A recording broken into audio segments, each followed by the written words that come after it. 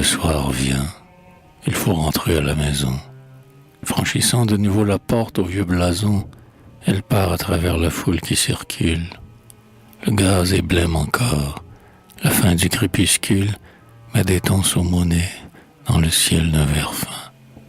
Et les passants nombreux se hâtent, ayant faim. Elle aussi se dépêche, ayant près d'une lieue à faire pour revoir le fond de sa banlieue, et son triste logis, la soupe et le bœuf, que déjà doit servir le père, 2 fois veuf. Vieil ouvrier courbé de tirer la bricole, à ces 2 petits gars revenant de l'école. Elle songe à présent à ce père, pourvu qu'il soit rentré déjà, pourvu qu'il n'ait pas bu, pourvu qu'il n'ait pas fait aux enfants une scène. Car ce soir, il a dû recevoir sa quinzaine. Et des fois, il s'en va noter pendant 2 jours dans le fourmillement du peuple des faubourgs. Elle se hâte, en proie au chagrin de famille, sans s'entendre appeler le joli brin de fille.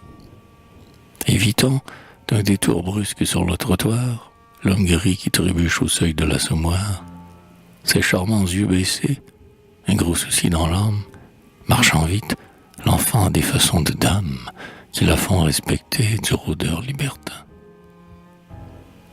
Cependant, elle arrive à son quartier lointain, où les passants ont l'air de fusilleurs d'otages. Elle atteint sa maison, monte ses 5 étages, entre chez elle, et c'est qu'elle l'a pressenti, son père, vilain homme, a fait le samedi.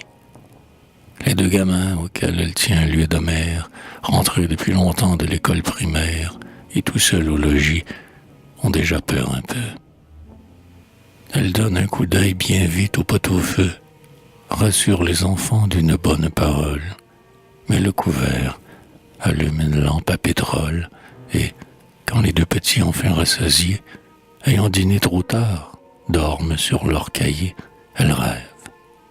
Mon Dieu, que cette chambre est laide. La lampe la remplit d'une odeur âcre et tiède. Sur le fauteuil qui perd son crin, un chapelet, auprès du petit poêle enfant est installé. Au mur pend une image à moitié déchirée, Gambetta détenue en pelisse fourrée, d'un geste de tribun guidant les bataillons. Les enfants assoupis sont vêtus de haillons. C'est la misère.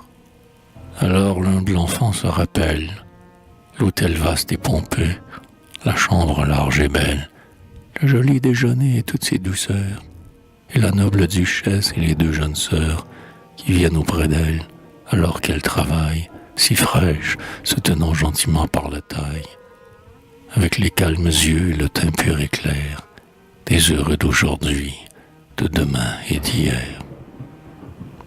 Ah, si l'on comparait leur vie avec sa vie, qu'éprouve-t-elle donc?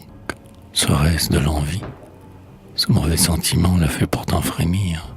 Très lasse, elle s'accoude et voudrait bien dormir.